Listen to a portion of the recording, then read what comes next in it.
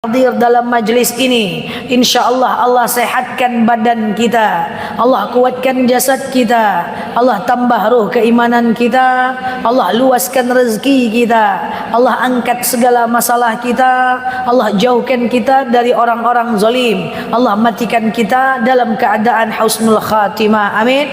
Allahumma amin. Ibu-ibu semua sehat? Alhamdulillah. Langsung saja ibu-ibu yang saya sayangi karena Allah, belum saya bahas dalam majlis ini, kita akan membahas hal yang sudah sangat lama tidak saya bahas, yaitu terkait dengan ada 6 jenis solat yang bisa kita lakukan kapanpun 24 jam. Kalau enggak cukup waktu kita, nanti kita bahas yang 5 saja. Yang nomor 6 enggak kita bahas karena caranya agak beda. Solat tasbih agak sulit. Kalau cukup waktu kita bahas solat tasbih, kalau tak cukup 5 saja. Setuju? Baik. Ibu-ibu, semua solat itu ada waktunya masing-masing. Kecuali yang 6 ini, waktunya bebas. Oke? Saya ulang ya.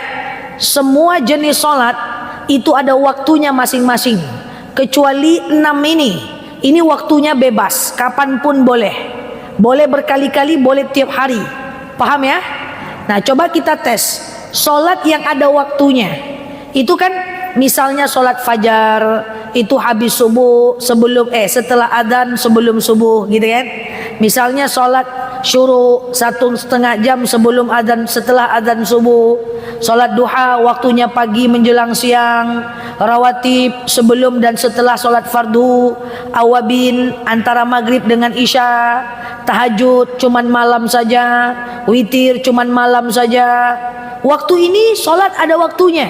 Kecuali 6 solat yang akan saya sampaikan hari ini, itu tidak ada waktu, kapanpun boleh. Tapi kecuali di 3 waktu haram, tak boleh. Kapan waktu haram solat? 1. Lepas subuh menjelang syuruk. Ya, lepas dulu subuh. Selagi masih ada waktu subuh boleh. Lepas subuh menjelang syuruk. Jam berapa? Ya, jam 6:30, jam 6:40 lah. Kalau di Pekanbaru. Menjelang jam 6:20 itu haram solat. Kenapa? Karena orang Majusi menyembah matahari, Tuhannya yang akan muncul. Itu kalau kita keluar rumah jam segitu, kita akan tengok cahaya matahari merah di langit, itu haram solat, tak boleh. Dan tetap haram menguburkan jenazah. Oke? Terlalu cepat? Tidak, cepat betul. Oke. Pelan aja. Waktu haram solat adalah lepas subuh menjelang syuruk. Lepas subuh ya jam 6.40 sampai 6.20 lah. 5.40 sampai 6:20 lah. Itu haram. Kenapa? Karena orang Majusi menyembah matahari, Tuhannya yang akan muncul. Yang kedua, haram solat jam 12 tepat. Saat matahari tepat di atas kepala. Itu haram. Kenapa? Karena orang Majusi menyembah matahari, Tuhannya yang tepat di atas kepala. Yang ketiga, haram solat lepas asar menjelang maghrib. Kenapa? Karena orang Majusi menyembah matahari, Tuhannya yang akan pergi. Ini nanti kita pulang dari pengajian ini tak boleh lagi solat. Coba lihat nanti cahaya merah di langit, itu haram solat. Man tashabbaha biqaumin fahuwa minhum. Siapa yang ikut ajaran satu kaum, dia bagian dari kaum itu. Jadi 6 jenis solat, mungkin 5 saja yang saya sampaikan hari ini, itu haram, bisa dilakukan kapanpun, kecuali di waktu-waktu haram tadi. Kapan aja waktu haram? Habis subuh, menjelang syuruk, jam 12 tepat, terus habis asar menjelang maghrib. Tapi selain itu, kita boleh lakukan solat yang akan saya sebutkan. Boleh berkali-kali, terserah. Sampai sini paham? Sampai sini paham? Tak paham, ulang lagi. Paham ya? Nah, yuk. Apa saja jenis solat yang bisa kita lakukan kapanpun 24 jam? Oke, yang pertama ada namanya sholat sunat taubat. Niatnya gimana? Sengaja aku sholat sunat taubat, 2 rakaat sunnah atasku karena Allah. Lakukan sholat kayak biasa, kayak sholat subuh. Yang penting Al-Fatihah dibaca, iftitah dan ayat pendek itu sunnah, tak baca tak apa-apa. Kemudian lakukan kayak sholat subuh, salam kanan, salam kiri, banyak mohon ampun, istighfar kepada Allah. Apa guna sholat sunat taubat? Gunanya adalah mengampunkan dosa di masa lalu. Mungkin dulu kita tidak sholat, mungkin dulu kita nyuri uang suami, sampai sekarang juga tidak ya. Mungkin dulu kita suka ngomongin orang, kita dulu buka aurat, kita juga dulu misalnya saling menyakiti. Maka supaya Allah tipiskan, Allah habiskan dosa kita, perbanyak melakukan sholat sunat taubat. Cara mohon ampun kepada Allah itu beda dengan cara minta maaf sama manusia. Setelah selesai melakukan sholat sunat taubat, kita mohon ampun kepada Allah, dan kalau bisa disebutkan salah kita. Ya Allah, maaf ya Allah, kata Pak Ustadz harus nutup aurat, saya keluar rumah masih pakai baju ketebe lengan potong, ya Allah, maaf ya Allah, gitu. Ya Allah, maaf ya Allah, saya nyakitin hati suami. Ya Allah, maaf ya Allah, saya gosipin orang, tapi gimana lagi ya Allah, enak ya Allah, gitu. Pokoknya setelah sholat sunat taubat itu banyak-banyak mohon ampun kepada Allah. Tujuannya adalah sholat supaya kita diampunkan segala dosa di masa lalu. Boleh tiap hari, boleh berkali-kali, ya. Apa ulangi? Kapanpun bisa, kecuali 3 waktu haram tadi. Ada ragu? Clear? Boleh tiap hari, ya. Sholat sunat taubat tidak harus didulukan dengan mandi taubat, tidak ada. Ada nggak doa khusus atau surat khusus? Tidak ada. Yang penting Al-Fatihah dibaca. Kul-kul tidak apa-apa. Ini kan wajah kul-kul semuanya. Oke? Nah, kemudian sholat yang bisa dilakukan kapanpun 24 jam, kecuali di 3 waktu haram tadi. Nomor 2 ada namanya sholat sunat hajat. Apa namanya? Sholat sunat hajat. Apa manfaat sholat sunat hajat? Kalau tadi sholat sunat taubat gunanya adalah mengampunkan semua dosa di masa lalu, tapi kalau sholat sunat hajat itu menjawab hajat dan keinginan kita. Kalau punya hajat, lakukan sholat sunat hajat. Sengaja aku sholat sunat hajat, 2 rakaat sunnah atasku karena Allah. Sholat kayak sholat subuh, sama aja, cuma niatnya saja yang beda. Nanti sholat dulu kayak biasa, salam kanan, salam kiri, baru gas minta hajat. Jangan dalam sholat minta hajatnya. Oke? Paham? Sholat dulu. Sengaja aku sholat sunat hajat, 2 rakaat sunnah atasku karena Allah. Oke? Sholat kayak biasa, kayak sholat subuh. Yang penting Al-Fatihah dibaca, iftitah dan ayat pendek tidak wajib. Kalau mau baca boleh. Tidak ada surat khusus, yang penting Al-Fatihah dibaca. Salam kanan, salam kiri. Setelah itu baru berdoa. Saya jelaskan. Ini kan bisa dilakukan kapanpun nih, 24 jam nih. Kecuali di 3 waktu tadi tak boleh. Saya jelaskan. Minta hajat kepada Allah, balik kepada kajian kita bulan lalu, bahwa semakin kita tahu maunya kita, semakin Allah akan kabulkan doa kita. Jadi doa tidak boleh ngambang. Ya Allah, jadikan anakku anak yang berbakti kepada nusa, bangsa dan agama. Jangan. Harus jelas. Ya Allah, saya pengen punya anak soleh. Solehnya kayak gimana? Oh, dia hafal Quran, dia bisa jadi imam, Dia bisa memandikan, mengkafani jenazah saat aku meninggal, jelas. Jadi kalau punya hajat, jelas. Bila perlu catat dulu sebelum melakukan solat sunat hajat.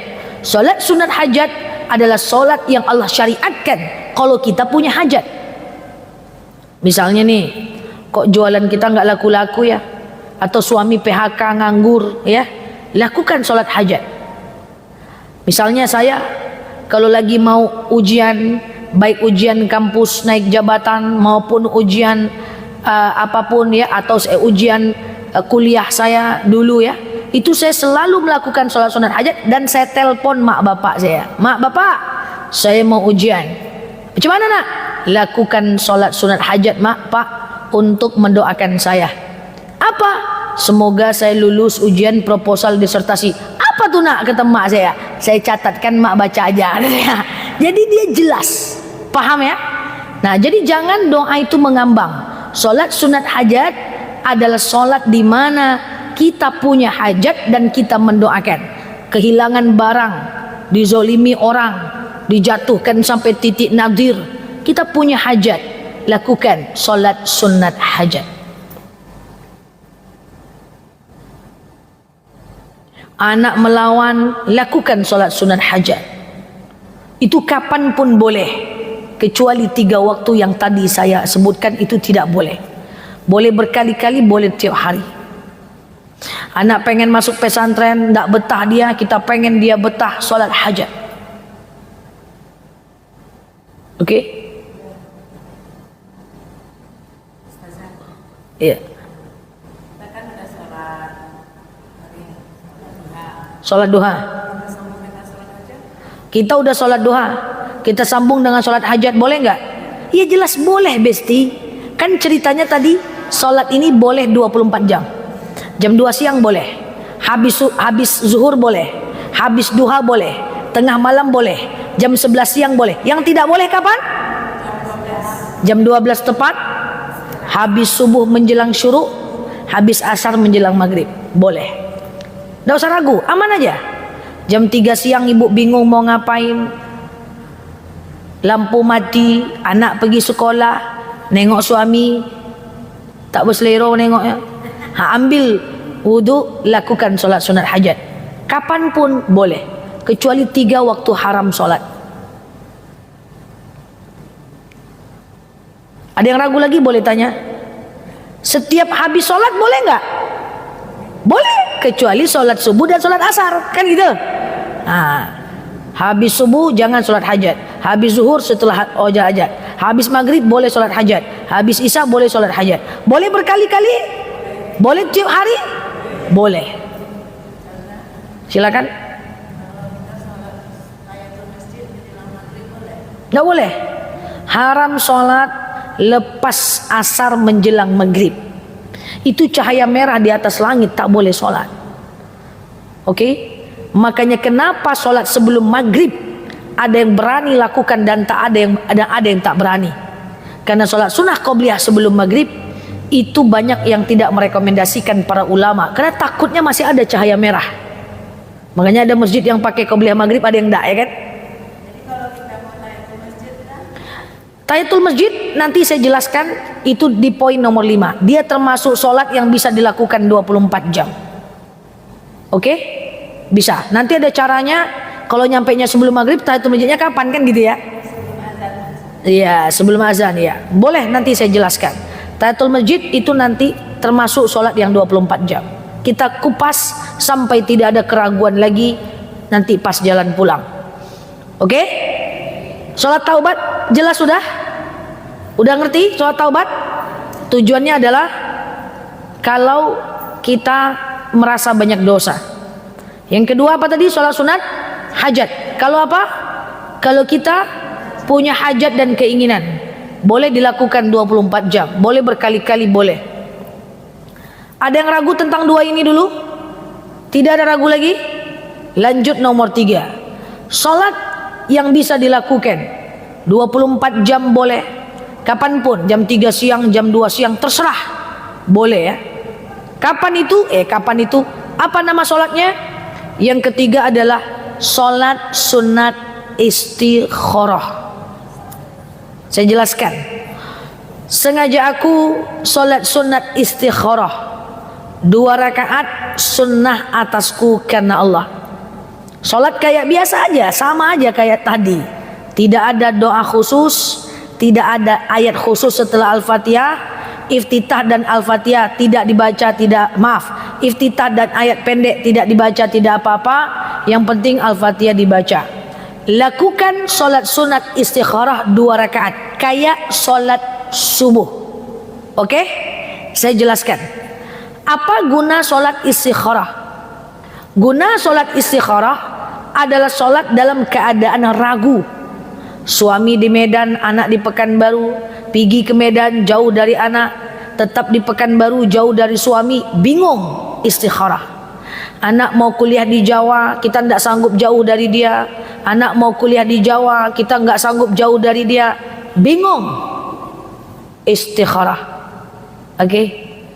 Istikharah ini adalah solat kalau kita ragu, bukan solat milih jodoh, bukan. Solat kalau kita ragu dalam keadaan apapun, gitu. Apapun. Ibu-ibu, di antara 5 solat yang akan saya sampaikan ini, saya paling senang dengan istikharah. Karena banyak keputusan hidup saya yang saya pengen melibatkan Allah dalam setiap keputusan hidup saya. Kita tidak bisa memutuskan sendiri pada perkara-perkara yang sangat penting. Libatkan Allah dengan istikharah kita. Libatkan Allah. Contoh, hal yang tak bisa saya lupa adalah waktu saya lulus beasiswa S3 ke Brunei. Udah lulus beasiswa S3 ke Brunei Darussalam. Saya bingung. Saya pergi ke sana beasiswa, tapi jemaah saya tinggal di sini. Berapa masjid yang harus saya libur setiap bulannya? Mahasiswa saya tinggal. Tapi kalau saya tetap di Indonesia, saya harus keluar biaya karena nggak beasiswa. Kan bingung itu.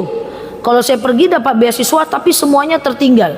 Tapi kalau saya tetap di Indonesia tidak dapat beasiswa, harus berjuang sendiri, tapi jemaah tak tinggal. Kan gitu kan? Ragu saya gas dengan istikharah. Akhirnya Allah yakinkan untuk kuliah S3-nya di Indonesia saja, tidak meninggalkan mahasiswa, tak meninggalkan pekerjaan, tak meninggalkan jamaah. Dan itu keputusan yang terbaik.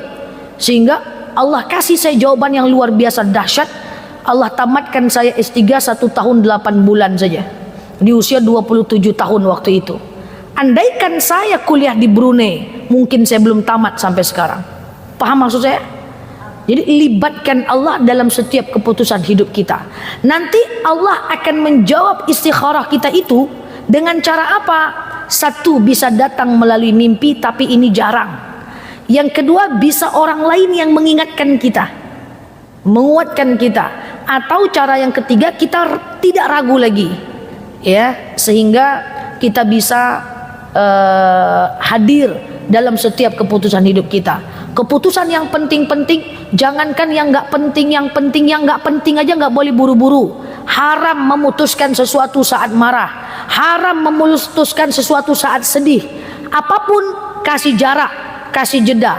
Ibu, tetangga ngajak gini, gini-gini ya, oh oke ya, kasih saya waktu, saya pikir dulu. Tidak boleh membuat keputusan saat marah, tidak boleh membuat keputusan saat sedih, tidak boleh membuat keputusan saat terlalu bahagia. 3 tak boleh. Saat marah, saat sedih, saat bahagia, tidak boleh buat keputusan. Harus buat keputusan dalam situasi yang netral dan usahakan terlibatkan Allah dalam keputusan kita dengan istikharah kita. Paham? Clear? Ustazah, saya tidak ada ragu. Saya tidak ada ragu. Saya tidak ada ragu. Mana mungkin ibu nggak ragu? Ibu milih baju warna apa aja mau majlis taklim ragu ibu ya? Warna hijau atau warna hitam ya? Warna hijau atau warna hitam ya? Lakukan aja. Walaupun tidak ada ragu, lakukan aja supaya tak banyak ragu-ragu. Paham? Oke. Yang pertama sholat apa tadi? Taubat. Yang kedua sholat hajat. Yang ketiga sholat istikharah. Ini bisa 24 jam, kapanpun boleh ini. Berkali-kali boleh, jangan ragu lagi. Jam 3 siang boleh, jam 11 siang boleh, habis duha boleh. Oke? Yang keempat, sholat yang bisa dilakukan kapanpun 24 jam. Kapanpun boleh. Yang keempat adalah sholat sunat wudhu. Sholat sunat wudhu. Apa itu sholat sunat wudu? Sholat saat kita dalam keadaan berwudu. Apa manfaat sholat sunat wudu? Rasul pernah bertanya kepada Bilal, Bilal, kenapa aku dengar terompahmu di surga? Apa amal yang kau buat? Aku dengar telapak kakimu di surga. Jadi Rasulullah kalau berjalan, di belakang Rasul selalu ada Abu Bakar, sebelah kanannya selalu ada Bilal. Karena Bilal ini adalah budaknya Abu Bakar, asistennya Abu Bakar. Rasul punya sahabat Abu Bakar, Abu Bakar punya waktu dulu namanya budak ya. Budaknya Abu Bakar adalah Bilal bin Rabah. Apa kata Bilal? Bisa jadi bukan terompahku ya Muhammad, bisa jadi itu terompahnya Abu Bakar. Tidak Bilal, itu terompahmu. Aku tahu kayak mana bentuk terompahmu. Apa amal yang kau buat? Apa kata Bilal? Aku selalu melakukan sholat sunnah 2 rakaat setiap setelah selesai berwudu. Itulah sholat sunat wudu. Jam 2 siang bingung mau ngapain, ambil wudu, lakukan sholat sunat wudu. Jam 8, 9 malam tak bisa tidur, ambil wudu, lakukan sholat sunat wudu. Supaya apa? Supaya kita bisa masuk surga. Dan ingat, saya merekomendasikan kita semua bab ibu-ibu bahwa jagalah wudu 24 jam. Habis wudu batal ambil lagi, batal ambil lagi, batal ambil lagi, batal ambil lagi, batal ambil lagi. Kenapa? Karena kalau kita jaga wudu 24 jam, kalau kita mati dalam keadaan berwudu, maka mati kita mati syahid. Apa itu mati syahid? Tak merasakan sakitnya mati, tak ada hari perhitungan, langsung masuk surga. Mau? Jaga wudu 24 jam. Sengaja aku salat sunat wudu 2 rakaat sunnah atasku karena Allah. Jagalah wudu 24 jam biar matinya syahid. Mati syahid itu kan mati banyak. Mati dalam majelis taklim, meninggal saat kita sholat, meninggal saat baca Quran, meninggal saat berceramah, meninggal saat belajar. Itu syahid.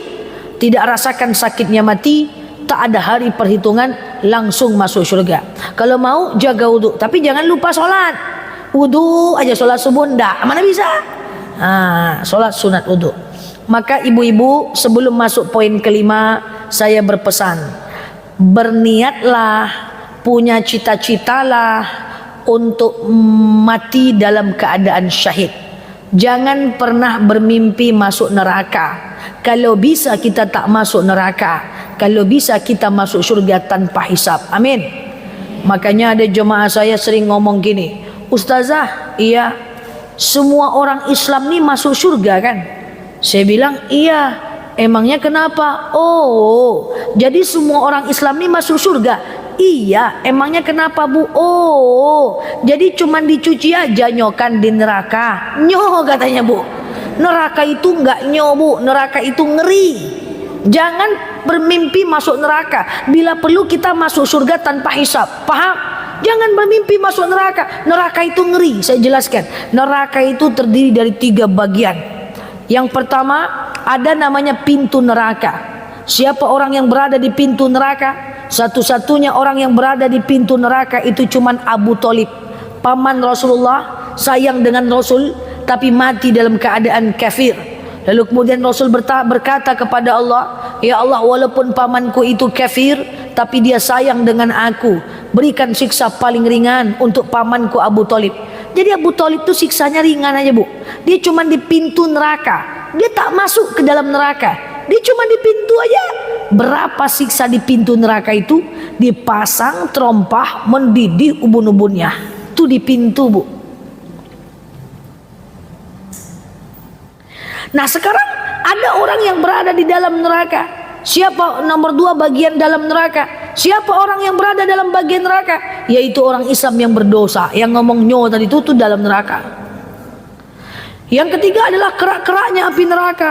Siapa orang yang berada di keraknya api neraka? Yaitu orang Islam mati bunuh diri, zina belum bertaubat udah mati duluan. Orang Islam yang syirik besar itu di kerak-keraknya api neraka. Dan ingat, sehari di neraka 1000 tahun di dunia, 1 detik di neraka 48 tahun di dunia. Bagaimana gambaran api neraka yang kerak-kerak ini? Ada dalilnya. Tabbas yada abi lahabi wa tab, celakalah kedua tangan Abu Lahab.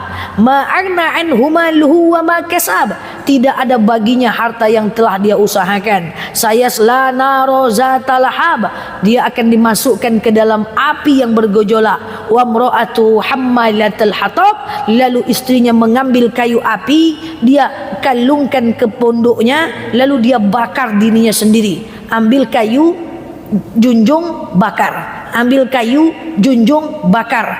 Fi jidiha hablum mim masad, dia ambil kayu api, dia kalungkan ke lehernya, dia bakar. Itulah gambaran kerak api neraka bersama Abu Lahab dan istrinya. Abu Lahab riwayat mengatakan saking jahatnya dia kepada Rasulullah, mayatnya meninggal baunya luar biasa, sampai orang memasukkannya ke kuburan, orang kafir Quraisy mengambil kayu galah saking baunya. Bayangkan itu. Nauzubillah, kita masukkan mayat pakai tangan, betul? Abu Lahab ketika meninggal saking laknatnya, maka digalilah kuburan, ambil kayu panjang didorong-dorong, saking orang tak suka dengan baunya luar biasa. Ya na'udzubillah. Maka jemaah saya tidak boleh berfikir masuk neraka. Mulai cita-citakan gimana caranya masuk surga tanpa hisab. Banyak kok caranya. Ya, meninggal dalam keadaan baca Quran. Ibu pilih, oh aku mau mati dalam keadaan baca Quran. Baca Quran terus. Aku mau mati majlis taklim, hadir majlis taklim kemana-mana. Aku mau meninggal saat solat, lakukan solat-solat sunnah. Ya, aku mau meninggal dalam keadaan berwudu, jaga wudu 24 jam. Kan gitu aja. Surga itu ada tiketnya. Maka pelajari aja dengan ilmu. Semoga kita bisa jadi ahli surga, amin. Macam saya pengen mati syahid dengan 2 sebab. Pertama, saya pengen mati dalam keadaan berwudu. Efek sampingnya saya harus jaga wudu terus 24 jam. Yang kedua, saya karena aktivitas saya hampir 24 jam ceramah. Cuman tidur aja saya tak ceramah. Ini aja saya sering bilang sama teman-teman online saya pengen belajar ceramah saat tidur gitu ya. Kalau bisa saya coba juga ya kan. Ceramah. Maka saya pengen mati dalam keadaan di mimbar dakwah. Oleh karena saya pengen meninggal dalam keadaan syahid, semakin saya sakit, semakin saya semangat berceramah. Kenapa? Karena jangan-jangan itu jadwal matinya saya. Saya pernah sakit parah ya. Malam saya menggigil, pagi saya ambil mobil, saya nyetir, mak saya teriak dari dalam, mau kemana nak? Saya turunkan kaca mobil saya, itu saya sudah sangat panas. Saya turunkan kaca mobil, mau kemana nak? Mau ceramah mak. Kenapa kok kamu ceramah juga? Badan panas. Apa kata saya sudah tak tahan sakit mak, saya harus ceramah. Kenapa nak? Jangan-jangan subuh nih jadwal mati saya mak. Kenapa? Kan kita ingin mati syahid. Paham? Ini baru batuk sikit tak pergi pengajian. Kenapa? Batuk, la haula wala quwata illa billah. Kenapa tak pergi pengajian? Flu, la haula wala quwata illa billah. Ya, jadi yuk kita lakukan solat sunat wudu supaya kita masuk syurga. Amin Allahumma. Oke, yang pertama apa tadi? Solat sunat taubat boleh 24 jam. Solat sunat hajat boleh 24 jam. Solat sunat istikharah. Yang keempat solat sunat wudu. Yang kelima terakhir nanti akan menjawab pertanyaan ibu yang tadi nanya tahiyatul masjid ya. Ya, yang terakhir, yang kelima, solat yang bisa dilakukan kapanpun 24 jam adalah tahiyatul masjid. Cuman yang 4 solat tadi boleh dilakukan di rumah. Tapi tahiyatul masjid itu beda, dia bisa 24 jam. Saya jelaskan. Saya tanya dulu, boleh nggak tahiyatul masjid dilakukan di musola? Boleh? Boleh? Saya pelan-pelan ya. Dalam agama Islam itu hanya ada 2 tempat. Yang pertama adalah masjid. Yang kedua adalah masjid jami'. Apa itu masjid? Masjid adalah dipakai 5 waktu, tak dipakai Jumat kayak musola kita. Masjid jami' adalah dipakai 5 waktu, dipakai 5 waktu, dipakai Jumat kayak masjid kita. Jadi musola itu masjid walaupun tidak masjid jami. Jadi boleh tahiyatul masjid di musola? Boleh, tapi niatnya jangan sengaja aku tahiyatul musola, jangan. Niatnya tetap sengaja aku tahiyatul masjid. Yuk kita kumpas tuntas tentang tahiyatul masjid. Banyak orang bicara bahwa katanya tahiyatul masjid adalah solat sebelum duduk, gitu kan? Salah itu. Makanya karena salah pengertian, teman saya udah terduduk dia, terus dia pergi keluar. Ngapa kau keluar? Aku mau tahiyatul masjid. Udah terduduk, aku keluar dulu. Jangan. As-solah tahiyatul masjid. Solat tahiyatul masjid adalah solat selama kita berada di masjid. Walaupun udah terduduk nggak apa-apa kok. Rasul sering ngomong kepada sahabat, "Kum, bangun, yuk kita tahiyatul masjid." Jadi tahiyatul masjid bukan solat pertama kali masuk masjid, oke? Tapi tahiyatul masjid solat selama kita berada di masjid. Menjawab pertanyaan ibu, kalau nyampe masjid sebelum azan maghrib, jangan tahiyatul masjid karena itu jadwal haram solat. Terus kapan tahiyatul masjidnya? Boleh setelah azan, boleh setelah maghrib. Paham? Nah, saya jelaskan. Tahiyatul masjid bukan tidak boleh duduk dulu, boleh aja, nggak ada masalah. Hanya saja saya pengen jelaskan status hukumnya. Misalnya ibu nyampe masjid orang azan zuhur, antara azan dan iqamah ibu pengen sholat rawatib qobliyah, ibu pengen juga tahiyatul masjid. Mana duluan? Mana duluan? Nih orang azan, ibu nyampe masjid. Ibu pengen sholat rawatib qobliyah, tapi ibu juga pengen tahiyatul masjid, iya kan? Mana duluan? Serak-serak. Maka dilihat status hukumnya. Kalau rawatib qobliyah itu hukumnya sunnah muakkad, dia sunnah mendekati wajib, dia lebih penting banget. Sementara tahiyatul masjid adalah sholat biasa sunnahnya, maka dulukan qobliyah, terus atau rawatib qobliyah, terus tahiyatul masjidnya kapan? Ya nanti habis sholat kan bisa, selagi berada di masjid. Paham? Nah, sama dengan orang suka salah paham. Sholat sunat wudu, sholat bukan pertama kali ngambil wudu. Katanya sholat sunat wudu harus basah-basah dulu. Kalau udah kering nggak bisa, nggak kayak gitu. Selama masih ada wudu boleh sholat sunat wudu. Ambil wudu di luar, masuk ke masjid. Sholat sunat wudu atau tahiyatul masjid dulu ya? Sholat sunat wudu, tahiyatul masjid dulu ya? Terserah. Boleh tahiyatul masjid dulu, setelah itu sholat sunat wudu selagi masih ada wudu, atau sholat sunat wudu setelah itu lanjut tahiyatul masjid selagi masih di masjid. Ada ragu? Sebelum saya lanjut sikit lagi. Paham? Paham? Oke, simpulkan. 5 jenis sholat ini bisa dilakukan 24 jam. Sholat taubat, hajat, istikharah, wudu, tahiyatul masjid. Masing-masing sudah saya jelaskan fungsinya. Bedanya cuma niat. Caranya sama kayak sholat subuh. Oke? 5 sholat ini boleh dilakukan tiap hari, boleh berkali-kali, kecuali di 3 waktu haram sholat. Kapan waktu haram sholat? Habis subuh menjelang syuruk, jam 12 siang, habis asar menjelang maghrib. Itu adalah 3 jadwal haram sholat. Karena itu jadwal sembahyangnya orang Majusi. Kita tak boleh mirip dengan mereka. Man tashabbaha biqaumin fahuwa minhum. Siapa yang ikut ajaran satu kaum, dia bagian dari kaum itu. Tapi selain waktu itu boleh lakukan sholat yang tadi saya sebutkan. Sebenarnya ada satu lagi, tapi tak cukup waktu kita bahas. Bisa dilakukan 24 jam, adalah sholat tasbih. Tapi kapan-kapan kita bahas. Nah, sebagai penutup, ibu-ibu, 5 sholat ini lakukan, tapi jangan diporsir. Tidak boleh.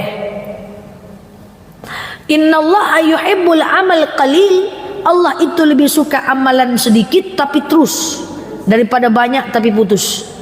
Jangan setelah ini ibu pulang ibu lakukan semuanya. Pelan-pelan dulu sampai istiqamah. Apa itu istiqamah? Istiqamah adalah risau hati kita kalau kita tinggalkan. Misalnya lagi merasa banyak dosa, salat taubat dulu 2 rakaat sampai 40 hari. Biasanya kalau lewat 40 hari itu kita akan risau kalau kita tinggalkan. Terus tambah lagi salat hajat 40 hari. Jangan diporsir, tidak bisa. Harus mental dijaga, fisik dijaga. Jangan kayak mak saya dulu ya. Dulu mak saya gini, nak bangunkan mak solat tahajud nak. Ya udah mak, jam berapa? Jam 2. Jam 2 dia solat tahajud 2 rakaat aja mak. Enggak doh 8 rakaat katanya. 2 aja mak, 8 pokoknya. Dibawanya tahajud dari jam 2 malam 8 rakaat, solat hajat, taubat, istikharah, solat wudu. Dia lanjut solat subuh, dia lanjut iktikaf sampai syuruk, lalu dia lakukan solat syuruk. Jam 2 dia bangun sampai jam 6. Besok pagi tumbang dia. Malamnya saya tanya besoknya, mak enggak minta bangunkan lagi mak, pusing kita solat tuh nak. Tentu ya pusing. Makanya ibadah sedikit-sedikit, karena fisik perlu dijaga. Yang belum biasa tahajud, tahajudnya mepet subuh dulu. Jangan langsung jam 2, tidur dulu mendekati azan baru tahajud. Karena untuk istiqomah itu fisik harus menyesuaikan juga, mental harus menyesuaikan juga. Latih pelan-pelan, yang penting konsisten. Sampai kapan? Sampai kita risau kalau kita tinggalkan. Orang yang istiqomah itu bukan dia tidak malas. Orang istiqomah malas juga. Cuman kalau dia istiqomah, dia tetap kerjakan karena dia tidak mau dia risau. Paham ya? Semoga bermanfaat. Clear? Paham? Pulang kita lagi. Ya, kalau tidak paham kita ulang lagi sampai paham ya. Baik, Allah alam bisawab. Ala hazihi niyah. Al-Fatihah.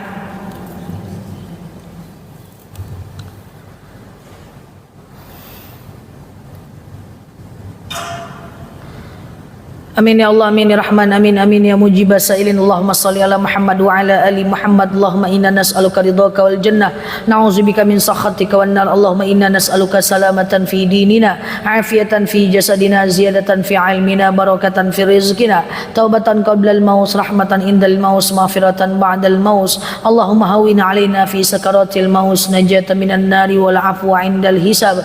Allahumma antas salam minkas salam.